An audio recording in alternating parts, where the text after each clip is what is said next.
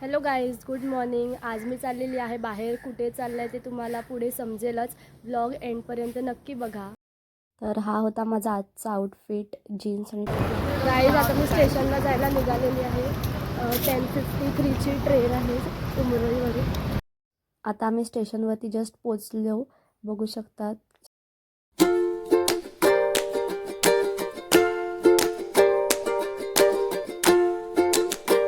आता आम्ही बोरिवली स्टेशनला उतरणार होतो. आम्हाला बोरिवली वेस्टला जायचं होतं. आम्ही तिथून रिक्षा वगैरे पकडली आणि गेलो होतो बोरिवली स्काय सिटी मॉलला. आज क्रिसमस होतं म्हणून आम्ही मॉलमध्ये आलेलो फिरायला.